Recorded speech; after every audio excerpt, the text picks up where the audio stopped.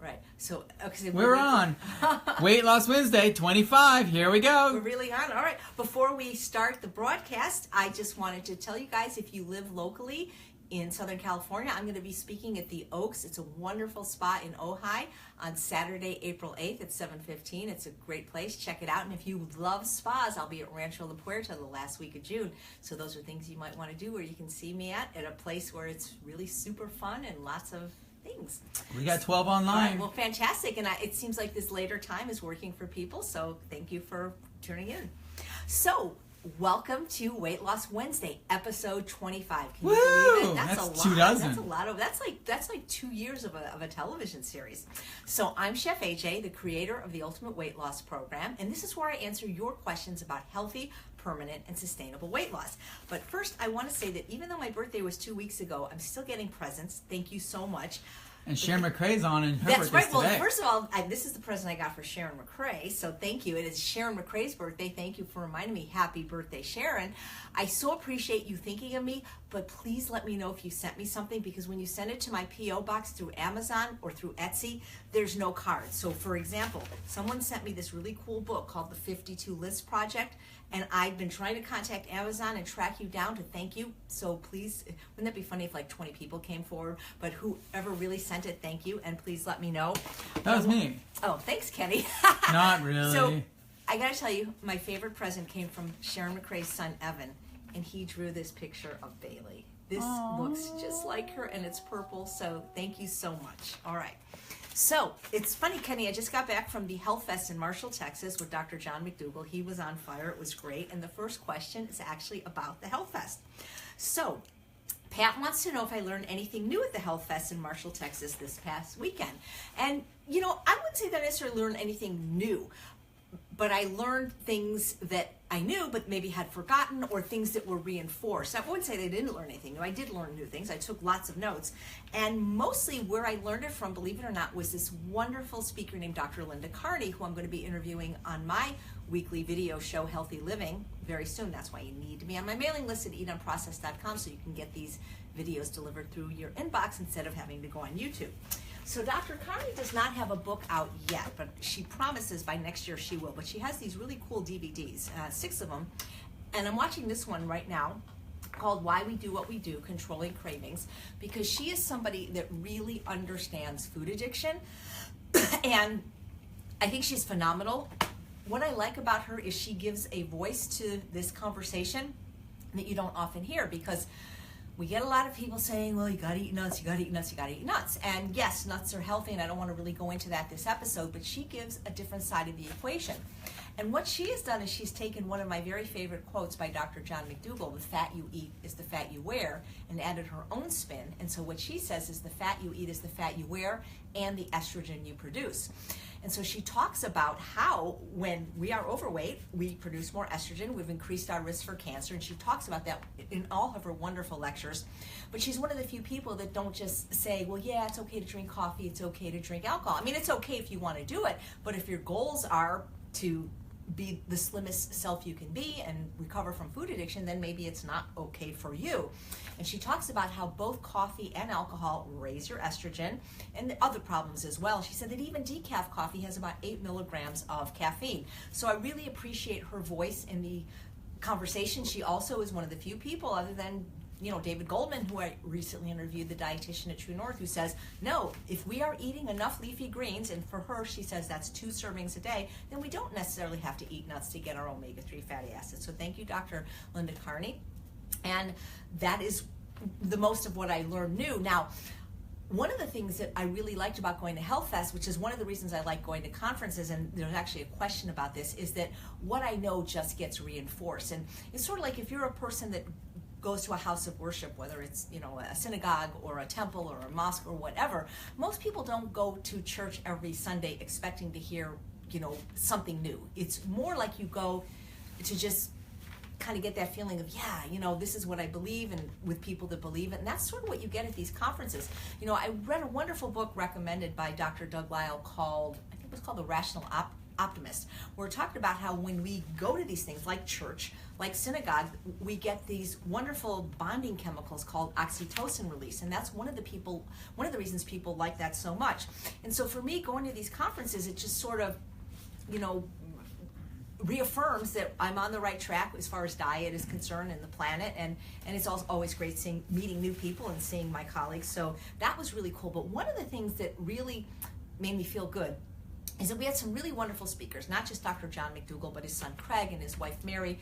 We had Dr. Baxter Montgomery, the Houston cardiologist, Dr. Garth Davis, the Houston abdominal surgery, fantastic, Dr. Linda Carney, Austin. God, you guys are so lucky living in Texas. You have 3 of the greatest doctors.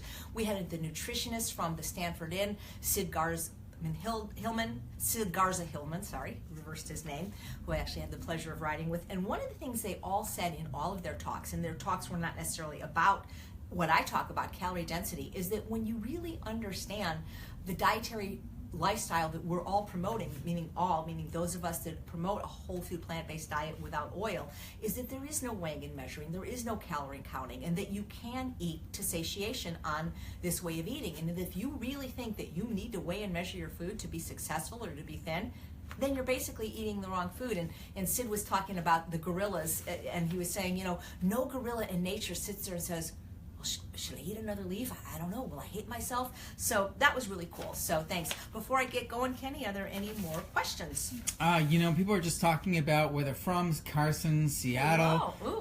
There's someone from Austin here. But they're all just saying hello and happy birthday. Well, thank you. And, if you live in Austin, you can actually see Dr. Linda Carney. She's graduated from Loma Linda Medical School. You can see her as a patient. And if you want to watch the conference I was just at, just write Gustavo at GustavoTolosa.com, and you can buy the live feed. It's really wonderful. So, Ronnie says she watched last week's Weight Loss Wednesday and wants to know if eating veggies in an air fryer will reduce their nutrients. So, there's been a lot of talk about that. And here's the thing. I have this nutrient chart here that I printed out from Dr. Furman's website, and the nutrient score, and you could probably get it other places. I've seen a magnet sold at Whole Foods with where he rates the nutrient density of the Andy scores. Yes. Scores. So, and some people say it's not real and it's proprietary, whatever. I'm not here to argue the efficacy of this chart. I'm just showing you this chart because my point is if the goal, this is important, I think, to know what your goals are, because if the goal is to get people to eat healthier, by people meaning the standard American public who's eating the standard American diet of 67 to 72% of their calories from processed food and 22% from animal products and either 0 to 3% for fruits and vegetables, if the goal is to get people to eat better, is this going to facilitate that goal or not? And so, people are like, oh, well, it uses the same technology as a microwave and it kills the nutrients, blah, blah, blah, blah. We've talked about the microwave before, and if you go to Dr. Greger's website, nutritionfacts.org, he actually showed that was preserving the most nutrients was the microwave. So I'm not telling you that you need a microwave, that you need an air fryer, that you need an Instant Pot. You don't need anything, really. I mean, you just need to eat fruits and vegetables. But if people aren't eating any vegetables, if they're vegetable adverse, if we can find a delivery system to get them to at least start the conversation of vegetable eating, to taste them, to try them, and perhaps even like them. It takes about 15 times to eat a new food for it to be a preferred food. I think it's a good thing. I personally have no problem just eating steamed vegetables every day. I'm boring now. I'm bland. I find that with recovery from food addiction, for me, variety is the kiss of death, and it's just easier for me to eat the same thing every day. Then I don't have to think about it, and I free up all the space in my brain for other things and all the time in my life for other things. I mean, why did Steve Jobs wear the same outfit every day? I heard Einstein did as well. So the reality is that until you have tried things in an air fryer, don't knock it, because it makes everything taste amazing, especially vegetables. And what impressed me is I already was eating, 4 pounds of vegetables a day, non-starchy vegetables, and many more pounds from starch, is that even vegetables I really didn't particularly care for, like mushrooms. I mean, I don't hate mushrooms, but I never would seek them, tasted absolutely amazing. I had a package of scallions that were about to go bad. I couldn't put them in the salad. They were just kind of, how things get. I was going to throw them away, and I said, you know what, let's put them in the air fryer, and voila, I reinvented scallions. So anything you can do in the air fryer, you can do in your oven. It's not anything magic, but what is so great about it is that it's quicker. And if you're hungry, that could be a good thing. You know, in the time that it takes me to just preheat my oven to 400 to roast my vegetables or potatoes, it's almost already done in the air fryer. The other thing is while people are saying, well, no, use your convection oven. Well, I don't have a convection oven, number one, but number two, I can't travel with my convection oven. See, my air fryer fits in the same bag that I use to carry my Instant Pot, and it fits right under the seat or in the overhead on the plane. And I don't have to travel with my Instant Pot anymore because now, since promoting it for 5 years, everybody I know has an Instant Pot, and it's everywhere I go. So the thing about your question, Ronnie, is that I'm finding with a lot of the questions I'm getting, or just in my own life, just speaking, is that a lot of times people focus on the minutia. And people, I'm not saying you're doing this, but people tend to major in minor things. And so instead of just embracing the concept of a whole food plant-based diet free of oil and then also free of sugar, flour, and salt and alcohol if you are a food addict or need those particular things to be eliminated, they focus on little things. You know, I've been teaching cooking for over 17 years now, and I teach a class every few months in my home. And a lot of times I'll get these people come to my house, and they're quite overweight, sometimes more than 100 pounds. They're usually sent by their doctor as like a last-ditch effort before they go on medications like statins or metformin and things like that. And they'll know a little bit of sound bites, maybe things they've seen on television or whatever. And, you know, so we'll be serving something, you know, some kind of vegetables or greens, and they'll say, well, you know, if we don't have any nuts in here, I'm not going to absorb, you know, the nutrients. And I'm thinking to myself, you're 100 pounds overweight, you're diabetic, and this is what you're focusing on. You didn't get to be 100 pounds overweight and diabetic because there weren't nuts in your salad dressing to eat your greens. Do you understand what I'm saying? Or, you know, people, listen, if you want to be as pristine and perfect as Dr. Alan Goldhammer, please do so. The problem is that perfection often paralyzes people. And if you remember Voltaire, I didn't know him, some French philosopher, I think, but I don't think he coined this phrase, but he's known for saying that perfection is the enemy of the good. And you know, if you can be perfect, if you want to be perfect, I don't think anybody can. Maybe Dr. Goldhammer eats perfectly, then do it. But I think what happens is that when people strive for this perfection, then they achieve nothing. And I think there's a difference between being perfect and being abstinent. And I like to take every question and spin it to what I feel is my passion and expertise, which is refined food addiction. Because I do think if you are an addict of any kind, you have to have perfection in the abstinence, because I don't think moderation works if you're an addict. And we talk about this all the time, how there's people that are alcoholics that probably should not ever drink alcohol, but there's people that can have a drink and not become alcoholic. And with processed food like flours and sugars, there's people that could have a rich dessert or any amount of flour and sugar and not be triggered to continually overeat and not be overweight. But if you are, it's probably not you. And so I would say, in my experience, and I've only worked with a couple thousand people now, but to recover from refined food addiction, you have to be perfect in the abstinence from sugar, flour, and alcohol, but you don't necessarily have to be perfect in the totality of your diet. A wonderful DVD, or it's also on his website now. I think you can still get the DVD on Dr. McDougall's website. But Dr. Doug Lisle did a wonderful lecture that he still gives often called The Continuum of Evil. His website is esteemdynamics.org, and he's fantastic if you need psychological support. It's $75 for a half-hour session. He's brilliant. He's the co-author of The Pleasure Trap. And he rates different foods from A to F, and he talks about circumstances that while we may consider, you know, chicken, I don't remember what rating he gave it. Maybe it was a C, maybe, I don't remember, but let's just say, if you were stranded on a desert island and a helicopter dropped those to you and it means eating those or die, then, you know, you would eat that.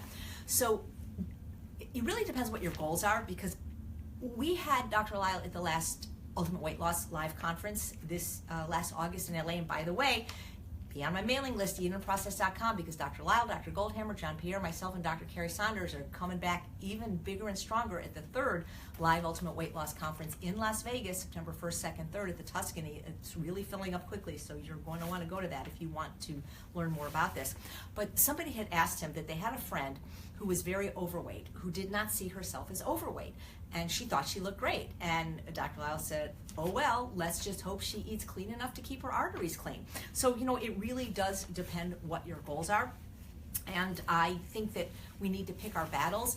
You know, I'm going to be interviewing Dr. Milton Mills soon because he had this wonderful rant, and I mean that lovingly, on Facebook, because a dietitian attacked him for being in the film What the Health. Great film, by the way. I recommend you stream it or buy it. That it was junk science, because this particular dietitian thinks that oil is great and that we should eat it, and that the China study is, you know, not substantiated. Let that dietitian go away. But yeah. A couple of things here. Sure. I mean, I know you have an air fryer, and we've only tried one of them. Yeah. So, but we're not experts in all of them, but we can tell. Someone asked what kind of air fryer to get. So guys, you know, to be announced. I don't know much. I've only owned my air fryer for 2 weeks. It was a gift, and it's purple, and that's why they got it for me, and it's only a 3-quart. All I will tell you is that my recommendation is if you get an air fryer, get the bigger one, 5.3 quarts. You can't do anything in the 3-quart unless you're literally a single person. For me and Charles, the 3-quart is too small. We have to do 2 batches. Mary McDougal's birthday's in a few weeks, and I got her the Go Wise for $99 on Amazon with free shipping. It was $99. A lot of people say great things about the Philips. I will tell you, there are 2 wonderful Facebook groups, one run by Susan Voisin, the fat-free vegan, and one run by J.L. Fields, who's written several books, and they have Facebook groups that are free to join, and you can get a lot of support and get your questions answered there. I'm very new to this air frying thing. I can just tell you that I love it, and it's so easy that these 3 days that I was in Texas, my husband used it every day to make himself food. So, and the other thing, and I don't know if this is widely talked about, is I was actually taken to dinner a week ago by Dr. Doug Lyle, and I was full, and so I had my dinner, which was quinoa and kale and butternut squash and kabocha squash and different vegetables, and I couldn't eat it. So I took it home, and I thought, well, what would happen if I put it in the air fryer to reheat it? Oh my God, it made the kabocha squash roasted, it made the quinoa really just like toasted, it made the kale crispy. So you can, they say you can bake cakes in there, so I'm really new to the culinary side of it. My whole point in recommending it in last week's episode 24, if you watch it again, was that I get so many people struggling just to eat any vegetables, and I thought, well, gosh, this is a great way to make vegetables that I don't even like taste delicious, and to make vegetables I already love taste even better. Just don't overcook it. Right. Sometimes I do burn that. But again, the thing about the question is so we get this a lot, you know, these little things like people worrying about things that are not the problem. You know, like Dr. McDougall talks about GMOs as a distraction. Now, I'm not weighing in on whether they're good or bad. They're probably bad. But the point is that what we really want to focus on? We need to focus on getting the food right and not worrying so much about the arsenic in the rice. You know, if there's arsenic in the rice, then don't eat rice. There's hundreds of other grains, or eat a rice from a different area, or do, you know, things like that. But people worry about these things like the nutritional yeast and the balsamic vinegar and the Instant Pot. And I look at it, especially when people are starting out, any tool or any ingredient, and I don't mean any ingredient, I don't mean sugar or flour or oil or salt, but if Benson's Table Tasty is going to get you to eat more healthy, then maybe it's a good thing, you know, and maybe it's useful in the transition. You know, I look at things as good, better, best, because if somebody told me that, you know, if they didn't eat a date nut dessert from Unprocessed, they were going to go out and binge on donuts, I would say then do that. So we have to look at things in their context and what our goals are. We have another distraction someone's asking about. You know, juicing, the big fat, sick, and nearly dead video. It's like, is juicing good? People started mentioning online here that, we don't recommend it in weight loss because of the extra major amounts of sugar. But you can say something there. So here's the thing. Is it good? Is it good compared to eating Egg McMuffin? Absolutely. But is it good compared to eating a whole food plant-based diet that I recommend, or Dr. McDougall or Dr. Goldhammer? No. Except for the guy that did the film. I used to be Facebook friends with a lot of people in the film. I'm not on Facebook anymore except on this one page. Everybody gained their weight back, and usually more. You see, when you juice, first of all, it's very expensive, because for the amount of produce that you need to make, you know, this much juice, I mean, it's like we're talking $12 or $20. You couldn't eat that much produce. The thing is, you want to eat your whole food, but you want to eat it whole, because especially if you want to lose weight, because chewing increases satiety. Number one, we have amylase, a digestive enzyme in the mouth that starts that process. But when you juice, even if it's healthy ingredients like kale, you're removing the most important component of the food, which is the fiber. And fiber is not only important to every bodily process, it helps flush out toxins and prevents certain cancers, but it's the fiber in the food with the water that creates the bulk, which creates satiety. Now, if you're juicing fruit, when most people can't drink a green juice that's just green, I mean, I can't. again. That's how they serve it at True North, and I like it. But most people have to put at least some sweet fruit in. The problem with fruit juice is it raises your blood sugar so quickly compared to the whole fruit with the fiber intact. And when it raises your blood sugar quickly, you raise your insulin more quickly. Insulin drives fat into the cells. So I don't have a problem when people are True North and they can't water fast and they maybe want to reset and do a juice fast, but you don't learn anything about eating. And if you follow the Ultimate Weight Loss Program, you can eat more and weigh less, and you can eat to lose weight so that when you are slender, you're eating the same way as you did. The problem is you can't sustain a juice fast just like you can't sustain a water fast. So if it's going to help you to reset, if you want to do it for a few days, but the people I've known that have done these for even 30 days, they all have gained their weight back and then some. But again, if it's going to get you on the right track, do it. But I've talked about this a lot. It's better to eat the food than to juice it in the form of juice or to blend it in the form of smoothies. You will eat less. You can't eat the amount of produce that you could, slush down if it's in the form of a smoothie or a juice. Okay? All right. Well, Kara, I don't know the pronunciation. This is sort of similar to the question we just had in Texas a little bit. She says, I hope someday to follow in your footsteps, God forbid. I'm just kidding. Helping others learn and follow a plant-based diet. My question is, did you have to study or practice to become so fluent in the language of science of plant-based eating, or is your skill at speaking so extensively and knowledgeably, you can't read though, just an accumulation of immersion and repetition? So thank you for saying I'm fluent. I think it's both. I did the Cornell course many years ago, and I think that I'm fairly well read. I have dyslexia, so reading is really hard for me. I had to read The Pleasure Trap like 5 times because it didn't come on audio. Most of the times I'm doing things on audio, but it is immersion. It's like I have my own immersion program. So whereas many people will say, well, I've already been to that conference, I've already heard that speaker, I'm the opposite. It's like when I'm at True North, and I've been blessed that I get to go there now and work part-time. I've been there for as long as 5 weeks. Well, a lot of times the people are there like, oh, Dr. Goldhammer, Monday at 2, yeah, I already heard him talk. And it's like, really? Because I've probably heard him talk 100 times and given the same lecture 100 times.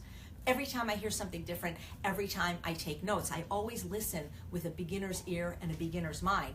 And that's just me. Like we were talking about going to church, I don't know if people necessarily hear anything earth-shattering in the sermon. It just sort of reinforces what they know. And so while other people are watching Dancing with the Stars, and no disrespect, I hear it's a great show, my sister loves it, I'm listening over and over to the YouTubes of Dr. McDougall and Dr. Lyle and Dr. Goldhammer over and over so that I can understand this stuff. And I ask them questions and I interview them. So I think a lot of it is just like you said, the repetition. Repetition is the mother of skill. But this is my area of passion, and if I wasn't 57, I would probably go to medical school now because this is what I love, and I'd love to have the degree to back it up. So the combination of learning and practicing, and that's why they call it practicing medicine and practicing law. I don't really think I'm perfect at this, and I'm open to always learning new things. And I always hold the belief that maybe I'm not even right. Like the interview that I released today by Dr. Lance Dotis, Dr. Lyle completely disagreed with his take on addiction, but I want people to make up their own minds and think for themselves instead of the dogma that they're taught. So that's a great question, and thank you. Someone asks here, Amanda asks, what's in your green drink at True North? Okay, so I only get it when I'm at True North. I've been too lazy to make it home. So what they juice is spinach, cucumber, zucchini, and celery. And it's very good. Which actually, thank you, Amanda, takes us to the next question from Stefani from Florida. She says she's a big fan and thanks me for doing Weight Loss Wednesdays. Very helpful and encouraging. Hope to get to meet you someday. Same here. I'll be at Hilton Head. Is that close to Florida? That's probably the closest I'll be this year, May 18th and November 13th, I think it is. So she says, are pureed soups okay when the goal is weight loss? I know smoothies are not recommended, so I wondered if after my pound of veggies, a pureed soup of potatoes and veggies would be weight loss, health promoting, or mess with satiety. So, if you watch my television show, Healthy Living with Chef AJ, I believe it's episode 101 with Dr. Esselstyn, because I asked him this question because we were doing recipes from Ann Esselstyn, his wife's book, the Prevent Reverse Heart Disease Cookbook, and we were doing a beet soup that was actually made in the Vitamix blender. So when you eat soup, I mean, of course there are a few chilled soups like gazpacho, but most people when they eat soup, they're eating hot soup. And so you're not slugging down the soup generally the same way that you are sucking down a smoothie. Most people are eating with a spoon, it's hot, and takes a lot longer. So I think it's absolutely fine, especially because soups in general are vegetables, non-starchy vegetables. They're not usually fruit, and if they have fruit in them like tomatoes or things like that, they're not the sweet fruits, so they're not going to like spike your insulin and things like that. Unlike juicing where the fiber is completely removed, the fiber is still intact when you make a soup. What you're reducing though is the bulk. And so if you want to get really technical, see again, I don't know where you are in your weight loss journey. If you have 5 pounds to lose, that's different than if you have 100 pounds to lose, because you can get away with a little bit more. But just so you know that in general, the more a food is processed by any means, the worse it is for weight loss, and the less a food is processed, the better it is for weight loss. So you could even get really technical and say, you know, eating the kale raw is going to be better than cooking it, because when you cook it, you remove some of the water, so you increase the caloric density. But there's no bad way to get people to eat vegetables, in my opinion. Maybe juicing, but even then, if it's just vegetables, if that's what it takes to get you to eat vegetables, eat vegetables. So I think it's perfectly fine, because here's the thing: soup has so much satiety. Anytime water in and of itself doesn't have satiety, because it exits the digestive tract too quickly. So you can say, well, I'm just going to drink a gallon of water and be full. You'll be full for 20 minutes, and boom, you're going to pee it right out. But for some reason, and if you need more substantiation of this, I refer you to the work of Dr. Barbara Rolls, who you can listen to my interview on the teleclass, is that when water is in food, for some reason, it just greatly increases the satiety, because when you have the water and the fiber together, they make the bulk, which creates satiety. So when they've done studies, soup, they've discovered, is one of the most filling things you can eat. And because it's so satisfying and generally people like it, it is really, really good for weight loss. So if this is how you enjoy your food, keep it the way it is. I blend my soups. I don't do it in the blender. I have a stick blender called an immersion blender. And last night we had a dinner party. Kenny was actually present. And Kenny, what did you think of the smoky butternut bisque? It was very a really good. Good soup. That's coming up in a webinar, so make sure you check that out. So I think soups are great. I think soups are absolutely fine. Don't worry. I got this question actually in Marshall about, because I gave my Secrets to Ultimate Weight Loss talk, and they said, well, what about, can we put the banana through the Champion? Absolutely. But here's the thing. And I don't want to really do this experiment, because bananas are so high in sugar, and people, especially food addicts, tend to eat too many. When you take that frozen banana and put it through the Yonanas machine, you probably eat more than if you just peel and eat it, because when you change the form, you make it a little bit more hyper palatable. But again, I don't think it's necessarily a bad thing using these tools. Someone asked the question here: should we limit fruit when we're trying to lose weight? And if so, how much? Like someone says 2 fruits a day. So yeah, that's a good question. Now, if you read Dr. McDougall's book, The McDougall Program for Maximum Weight Loss, which is my favorite book, and that tied with The Pleasure Trap, those 2 books in conjunction are the premise of the Ultimate Weight Loss Program. It's the foundation of it. And in that book, he says if you're trying for maximum weight loss, you want to limit the fruit to, I believe he says 2 pieces a day, or maybe he says 1 to 3. Now, how do you define a fruit? Well, a fruit is something that has a seed. So an avocado is a fruit, but if we want to lose weight, we probably don't want to be eating a lot of avocado, because instead of being 200 calories a pound, which is the average calorie density of fruit, it's 750 and very high in fat. But technically, it's a fruit. I wouldn't recommend eating 1 to 3 a day in general, or especially if you want to lose weight.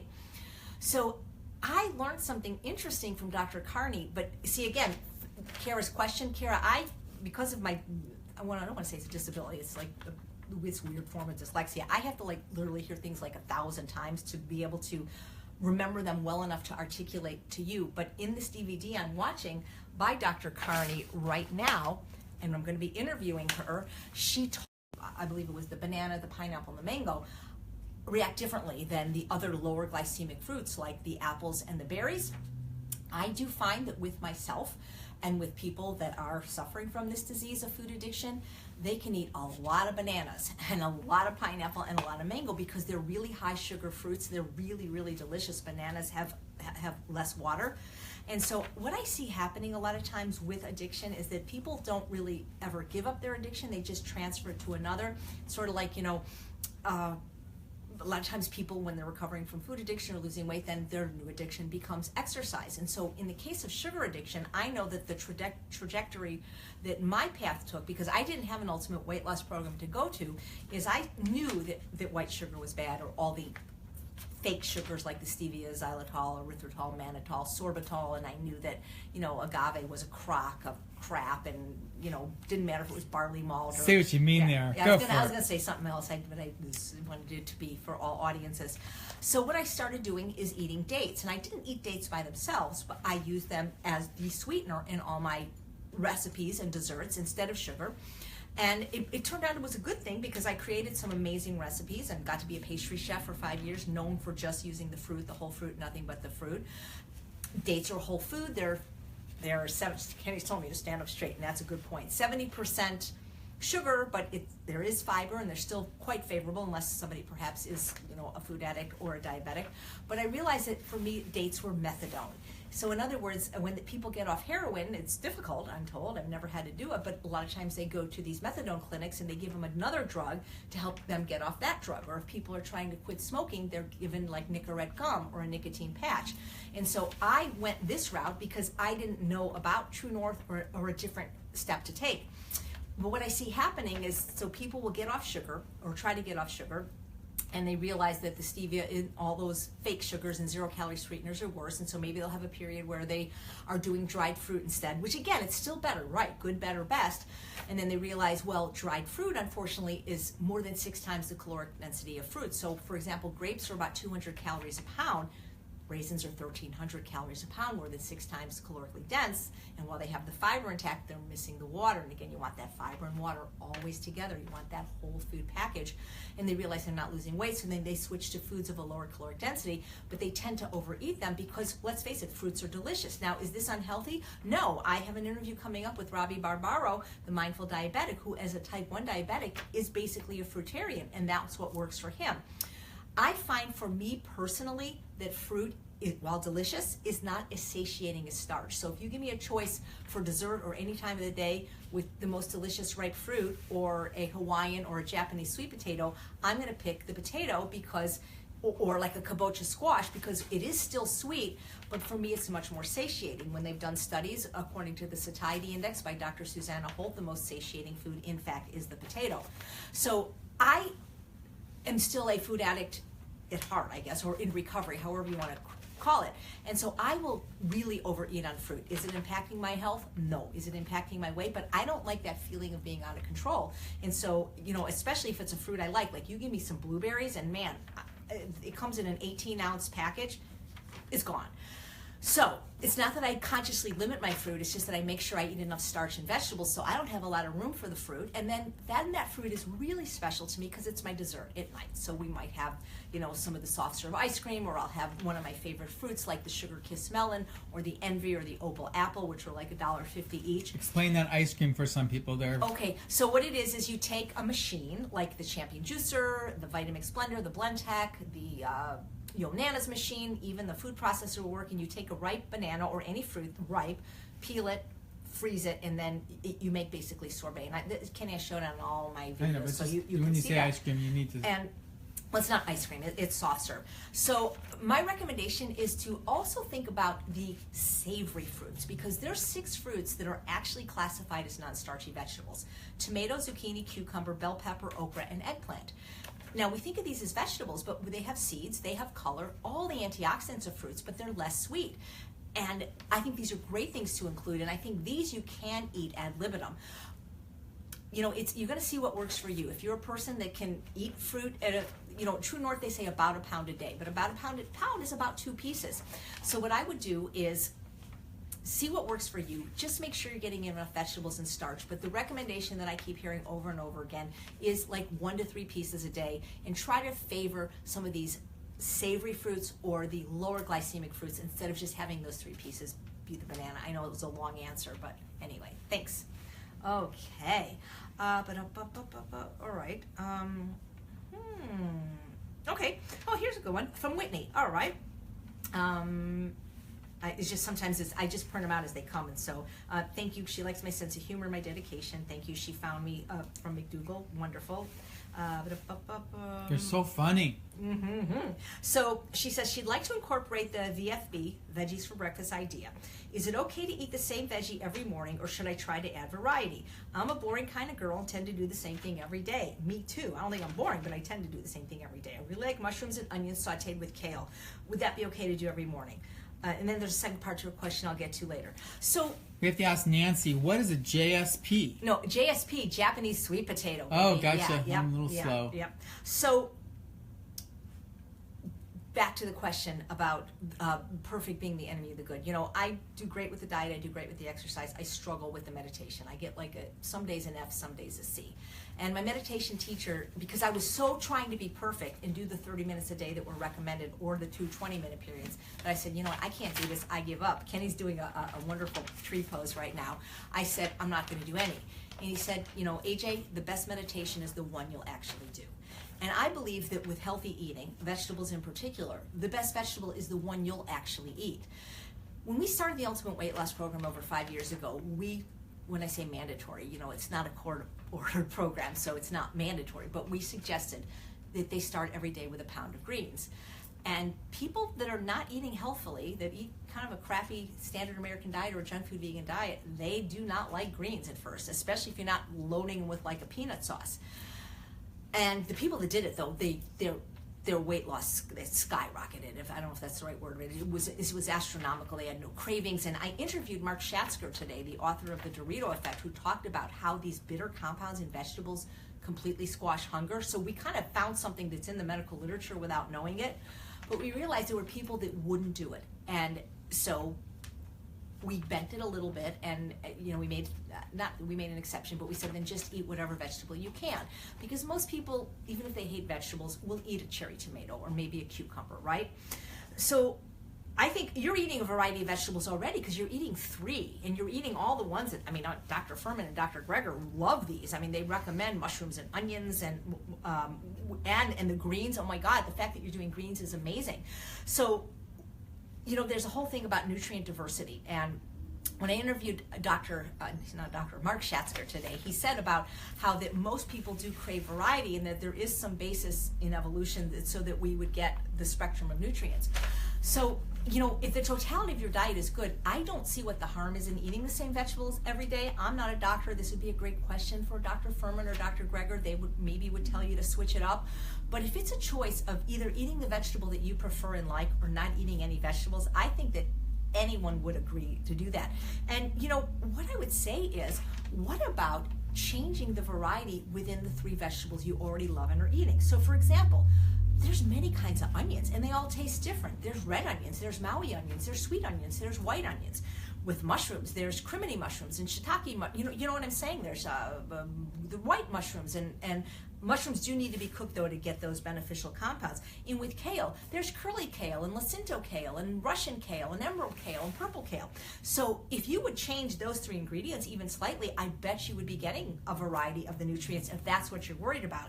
But worrying about nutrients to me is silly, because again, like these people that are worried about not absorbing the fat in their greens, I've been very privileged to be able to speak now probably 10 times, maybe a dozen times, to just medical doctors, like 200 at a time, at different medical schools and at Kaiser Permanente. And one of the things I always say to them is, like, how many of you have treated a patient because of poor absorption of macronutrients? And they never raise their hand. This isn't the reason people are fat and sick, guys, because of these little things of nutrients. It's because they're eating animal products and processed food. So let's deal with the elephant in the room instead of the fly on the wall. And just eat your veggies and eat them without oil and eat a lot of starch, and you'll be great. All right. We got a newbie here from hey. Saw you this weekend in Marshall. Hey. Jules Chansey's here. Hello. Thank you so much for tuning in. Marshall's great. It's such a friendly town. I want to go. If only you had a Costco, I could live there. Just kidding. But the people are so nice. They're so nice. I think it was my 7th time there, actually. We can talk to Ed about that. Maybe he can negotiate that.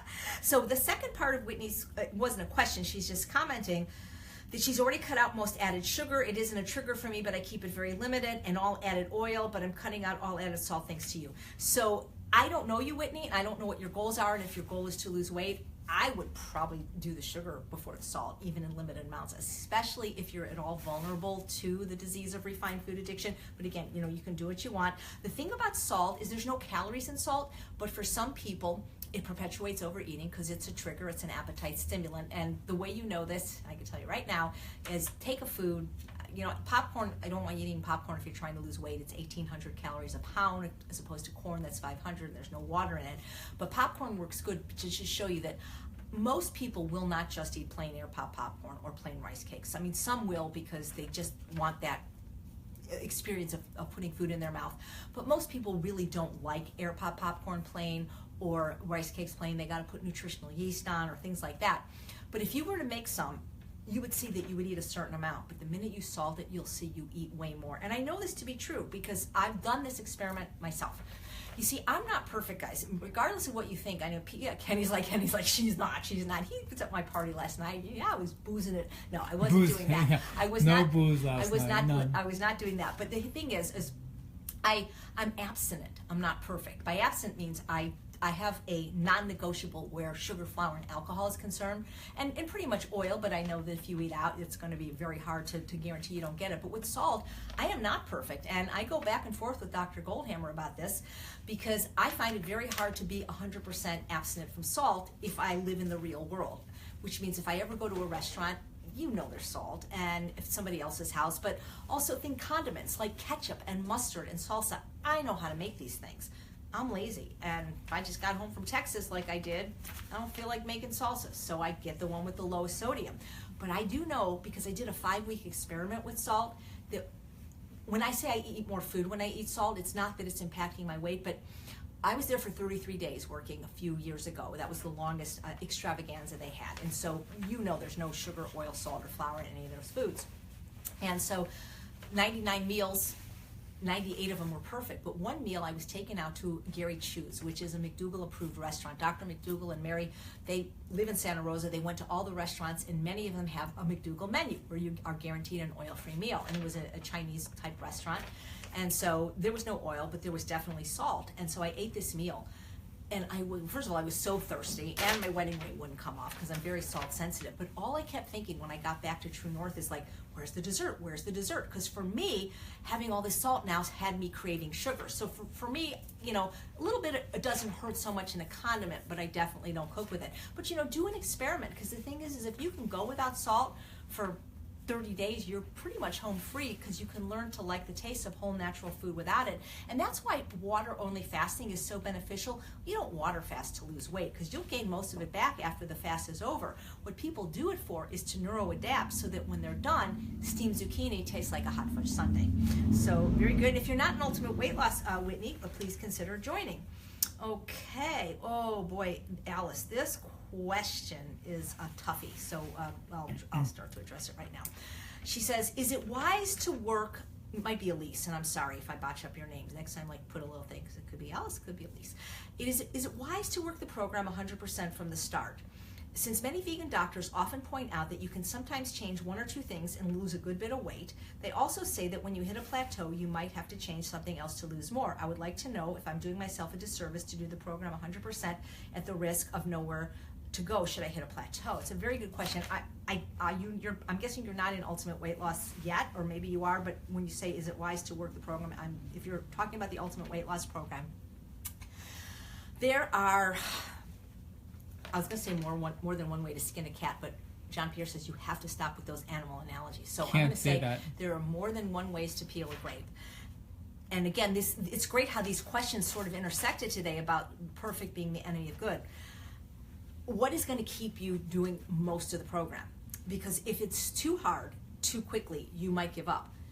Then again, what is your personality type? See, I'm a double Aries, and I know that for me, moderation doesn't work. And the truth is moderation doesn't work for most people, and it never works for an addict, which is why I think that if you are addicted to something, whether it's sugar or flour or alcohol or cigarettes, and if this is something you want to not be addicted to, you do need 100% abstinence for that thing. So what we usually recommend when people join the Ultimate Weight Loss Program, and sometimes we actually run these either 21 or 30-day challenge, is like they do Neil Barnard. Dr. Neil Barnard at PCRM does these 21-day kickstarts, is we recommend for at least that period of 21 or 30 days, I don't want to say you be perfect, but you do the best you can. You absolutely commit, as my acting teacher would say, balls to the walls to doing the program as designed instead of your own interpretation of it. And then if we have to change things, we have to change things. The thing is if you really understand what I teach, which is basically calorie density, and if you follow my program as designed, you cannot gain weight on the Ultimate Weight Loss Program. It is impossible unless you're, I don't want to say cheating, but you're eating at restaurants and you're getting oil, or you're eating foods to the right of the red line, because you can't gain weight at a calorie density of 567 calories per pound or less. It's possible that you don't lose if you're eating egregious amounts of food. So what I try to do with my program is that, yes, it is the weight loss program, a weight loss program. John Pierre hates that name. He wanted to call it the Love and Compassion Program, and then we'd probably have nobody sign up. But the thing is, we have a lot of people that aren't even overweight in the Ultimate Weight Loss Program that are there because they suffer from these refined food addictions. And what we really teach you is to stabilize your brain chemistry, to heal the brain. When you heal the brain, the body follows. And being overweight is food addiction isn't a result of being overweight. Being overweight is the result of having this processed or refined food addiction. And so that's what we really kind of work on, is the brain chemistry and things to stabilize that and to fight cravings. And that's what we really work on with you on a daily basis. Because when you're in the program, I remember when we started the program, somebody said, like, I can't believe she charges for what Dr. McDougall gives for free. Well, Dr. McDougall's awesome. He's my hero, my mentor, and he gives away almost everything for free except for his conferences and his trips. But he's not online 24 hours a day with John Pierre to support you. Like, it's not 24 hours, but I spend anywhere from 4 to 8 hours every day answering these people's, not these people's, these are you people, we call them lefties, your questions, and supporting you in that way, because support seems to work really well for addiction or disease, or just any time people are trying to facilitate a goal. So there's a saying that when you change one thing, everything changes. And so, I've heard Dr. Lyle tell stories about this. He had this one patient that just wasn't going to do it, just whatever, but I guess she had to for whatever reason. I believe he tells the story in the lecture Losing Weight Without Losing Your Mind that I filmed on January 2nd, 2012. I give the introduction. I'm wearing a rainbow shirt, and he talked about this client he had, or patient, I'm not sure what he calls it, and she whatever reason, he had her just change one thing, her breakfast.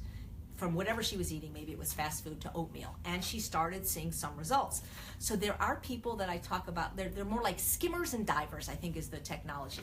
So my husband is sort of a skimmer. He kind of is cautious Cal, and he'll stick his toe in, and I'm like, what the heck, I just don't dive in. So your personality is really going to dictate to do this, but I always tell people, at least give it the good old college try.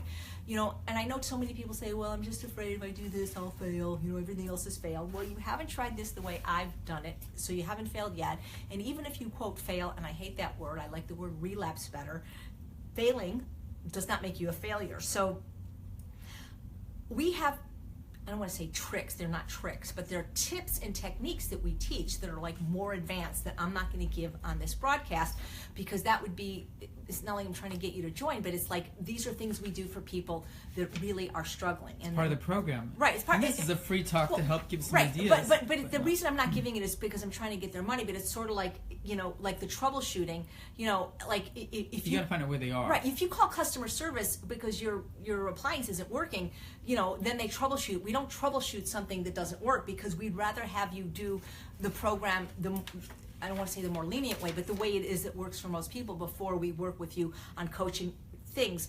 But where are you now, and what have you changed? And how much weight do you have to lose? See, that's another good point, Alice or Elise, is that if you have a lot of weight to lose, in some ways it's a lot easier than the people that have 5, 10, or even 15 or 20 pounds to lose, because you can maybe have some dietary indiscretions. You might not have to follow the program perfectly. But as you start to lose weight, that's when you have to tighten the screws. And I've said this before, but a lot of times people can lose weight. Everybody has probably lost weight, and it's not that hard to lose weight, and any dietary style will facilitate weight loss. Where people struggle is with maintaining the weight. And something like 98% of the people that lose weight through a great deal of suffering, usually counting calories, carbs, points, weighing and measuring your food, they usually gain it back and then some. With the Ultimate Weight Loss Program, because you're eating probably twice as much food than you're used to, you're never hungry, it's a dietary style that can be maintained. But what people don't understand when weight loss is concerned, whatever way you lose weight, you pretty much have to keep doing that if you want to keep the weight off. And you have less wiggle room. So in other words, when I weighed 180, which is more than 60 pounds than I weigh now, I I had a bigger caloric allotment that I could eat a day. I could probably eat 1,000 more calories, maybe more, depending on my activity, to maintain my almost 200-pound frame. But now at 117, I don't have as many calories to play with. And so it's not that I'm smarter than you or have more willpower. I have no willpower, trust me. But I am diligent. And what I did, thanks to my partner, we don't talk about him a lot. Maybe he'll come on one episode. But John Pierre is half the Ultimate Weight Loss Program. I'm the creator, but I don't run this program by myself. You glean his 30 years of expertise working with fitness and nutrition. You know, he told me that now I got to tighten up the screws. So instead of saying to myself, oh, look, I lost all this weight, I'm going to have a cookie, I'm going to have a reward, or I'm not going to exercise. No, I double down now. I am more diligent than when I weighed 60 pounds more, and it was including avocado and tahini and things like that. Watch my talk from Fat Vegan to Skinny Bitch on the McDougall website or YouTube to get more of that. So I'm sorry, you know, these are long answers because your questions, guys, they're good questions, but they're not always yes, no. So Elise or Alice, I would do what works for you, but if you're an ultimate weight loss, we can coach you. Then if this isn't working, try something else. But that's the other thing. If what you're doing, even if it's ultimate weight loss, if what you're doing isn't working, try something else. You know, I have clients that came from this very expensive weighing and measuring program that when they failed on it were sold a more expensive program because they were told there was something wrong with them. No, there's nothing wrong with you to be able to, if you can't do something unsustainable, there's nothing wrong with you. There's something wrong with the program. So when you're in the program, we work with you to tweak it so that you can do it.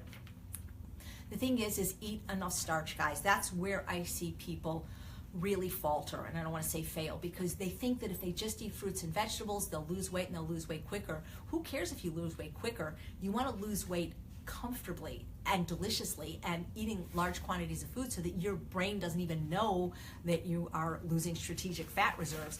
You know, Dr. McDougall just said in Marshall, Texas, to make sure that 90% of your plate was starch. And I wrote him this morning because I took a picture from the starch solution. I said, but you said 70. He goes 70, 90, either way. You know, people think because I eat vegetables and love them and eat 4 pounds a day that my diet or the Ultimate Weight Loss Program is vegetable based. It is not, guys. It is 100% starch based by calories. When I do my metrics, I need about 1,800 to 2,000 calories a day to maintain my weight at my current activity level. But whenever I punch in the numbers, at least 1,400 to 1,500 of those calories are coming from starch. About 300 to 400 from vegetables and 100 from fruit. So I'm getting 75% of my calories from whole, unrefined, complex carbohydrates, aka starch. So Kenny has an appointment. If I won't, there are 2 more questions. I'll save them to next week. But if there's a quick question there, I'd be happy one to question answer. that I think you'll wait till next week. Paulette Grayson Harrell wants to ask a question about getting on this diet. She's afraid that she might go into her glucose levels may change. So we'll get that to the next question next week as well, because that's probably be a long question. Well, actually, it isn't a long question. Let me tell you why, Kenny, because I'm not a doctor, and that's not a question I want to answer because I can't. So I would suggest you go to nutritionfacts.org, look at the free resources there, watch one of the many YouTubes by Dr. Barnard about diabetes. He has a special on PBS, or he had one on diabetes. He has a great book on reversing diabetes.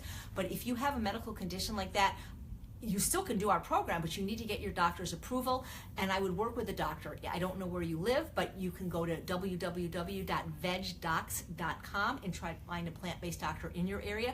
And please realize, for less than $100, all the True North medical doctors, of which I believe there are 4, do phone consultations via phone or Skype, and they can help you with this if you can't get away to go to the McDougall 10-day program or a visit at True North. So we've got 3 more questions. We'll save them until next week.